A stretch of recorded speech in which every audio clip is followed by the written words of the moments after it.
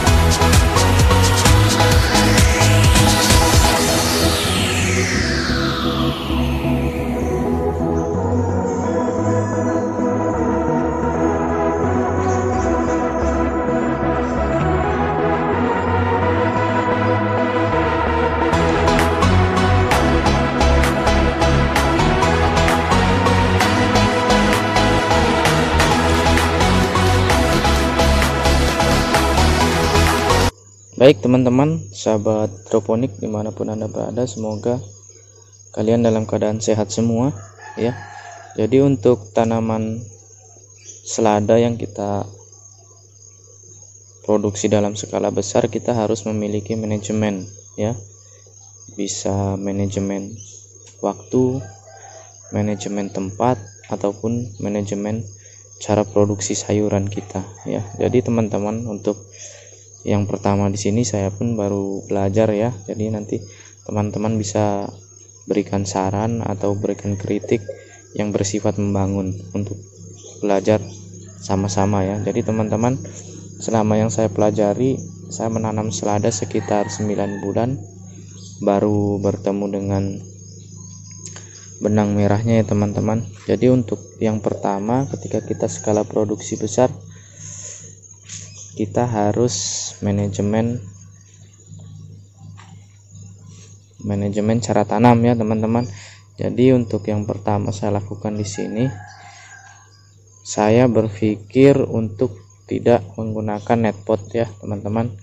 Karena ketika kita menggunakan netpot dalam skala produksi sampai 1000 lubang tanam, kita akan capek dalam mencuci netpot.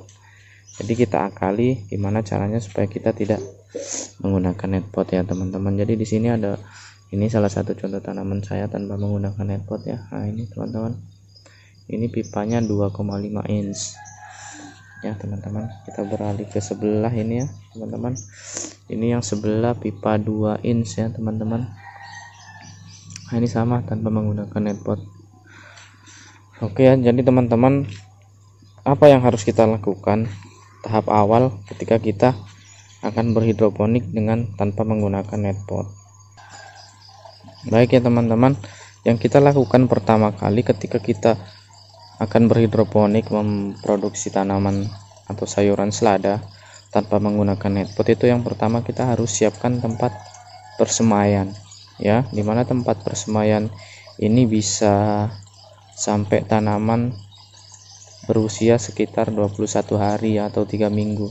Setelah 3 minggu nanti daunnya sudah mulai lebar, tanamannya sudah mulai tinggi, itu akan bisa kita pindahkan ke media peremajaan ya teman-teman. Jadi di sini ini untuk instalasi pembibitan saya atau persemaian saya, ada saya menggunakan talang 2 in ya teman-teman, yang saya belah 2. Maksudnya pipa 2 in ya teman-teman di sini. Terus di sini ada talang ya yang saya buat peremajaan ya teman-teman.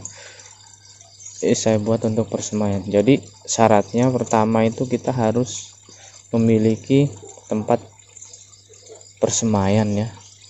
Dengan tempat persemaian ini kita bisa membesarkan tanaman hingga sekitar ya kurang lebih 21 hari ya teman-teman ya. Jadi di sini untuk tanaman kita berikan tanggal tanam, bulan sama tahun ya, supaya kita bisa untuk men-tracking nanti tanaman ini sudah berusia berapa hari. Dan untuk di pembibitan sendiri teman-teman, kita bisa atur ya teman-teman, kayak punya saya misalnya ini yang paling tua ya, terus kemudian adiknya tanaman ini yang ini, nanti ada lagi yang masih disemai di nampan ya teman-teman.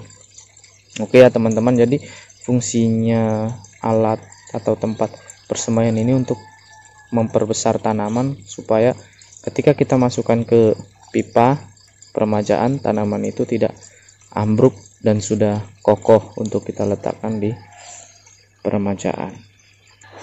Nah oke ya sahabat hidroponik, ini yang kedua, setelah tanaman itu kita pindahkan dari persemaian, maka kita akan pindah ke peremajaan. Untuk di tempat saya sendiri saya menggunakan pipa 2 inch ya teman-teman. Untuk peremajaan saya menggunakan pipa 2 inch. Nah ini salah satu contohnya teman-teman ya, untuk di peremajaan saya di sini ya teman-teman. Saya menggunakan pipa 2 in, bisa teman-teman lihat ya. Nah ini teman-teman, dia tanpa menggunakan netpot. Jadi ketika tanaman itu sudah berusia sekitar 21 HSS ya teman-teman, ini ketika kita masukkan ke lubang tanam, tanpa menggunakan netpot, daunnya ini sudah bisa menyangga ya teman-teman, atau batangnya sudah kuat ya teman-teman. Jadi ketika kita tidak atap, dia hujan, kalaupun tidak terlalu deras, dia akan masih bisa berdiri dan tidak rusak teman-teman ya. Ini untuk peremajaan yang pertama saya menggunakan pipa 2 inch. Kemudian teman-teman ya, kemudian untuk setelah peremajaan ya, ini ada lagi juga peremajaan saya yang sudah mulai besar. Jadi ini peremajaan setelah dari persemaian, ini yang sudah mulai besar lagi teman-teman ya. Jadi ini di sini ya teman-teman, ini teman-teman bisa lihat ini sudah lebih besar daripada yang tadi ya teman-teman. Nah ini teman-teman, nah ini sudah cukup besar di pipa 2 inch ya teman-teman bisa lihat. Dan ketika sudah mulai besar begini ya teman-teman, ini sudah bisa kita pindahkan ke pipa 2,5 inch, dan posisi tanaman akan tetap berdiri dan tidak akan roboh ya, karena daunnya sudah menyangga ya teman-teman. Jadi untuk pipa peremajaan saya menggunakan 2 inch ya untuk menghemat budget saya. Kemudian setelah tanamannya besar, kita pindahkan ke pipa 2,5 inch. Untuk lubang tanamnya teman-teman, ini saya menggunakan hole saw yang 44 mili ya, 44 mili. Oke teman-teman, mari kita lihat ke kebesaran yang terakhir. Nah ini jadi teman-teman, untuk yang terakhir ini adalah pembesaran ya. Di sini tanaman akan kita biarkan sampai besar sampai kita panen ya. Untuk setelah tadi dari peremajaan teman-teman, kita pindah ke pembesaran ya. Untuk pipa sendiri yang saya pakai di sini pipa 0,25 inch ya teman-teman. Ini pipa 2,5 inch ya teman-teman. Nah di sini setelah tanaman tadi dari peremajaan sudah mulai besar ya, kita letakkan di sini teman-teman. Nah tinggal kita masukkan begini. Nah ini teman-teman ya, jadi untuk akarnya pun sehat. Untuk pemindahan tanaman baiknya teman-teman lakukan di malam hari supaya tanaman itu tidak stres ya teman-teman. Ini tinggal kita masukkan begini ya teman-teman. Jadi ini saya pun baru manajemen yang pertama, saya belajar bagaimana caranya supaya tidak menggunakan netpot lagi, karena proses untuk membersihkan netpot itu sangat rumit teman-teman ya, apalagi kalau sampai kotor sekali ya. Untuk pembesaran sendiri saya di sini teman-teman menggunakan pipa 2,5 inch dengan diameter lubang tanam itu sekitar yang di atasnya 44 ya, kayak 52 teman-teman, saya tidak terlalu perhatikan, tapi yang di atasnya 44 mili ya teman-teman. Jadi inilah tips dan trik dari saya teman-teman, supaya bisa kalian juga tahu ya teman-teman. Apabila kalian mau komen atau memberikan saran silakan, karena saya di sini baru belajar. Mungkin apa yang saya sampaikan ini bisa bermanfaat untuk teman-teman atau untuk pemula yang baru mau mencoba. Mari kita belajar sama-sama. Jangan lupa like dan subscribe apabila video ini bermanfaat. Terima kasih. Assalamualaikum warahmatullahi wabarakatuh.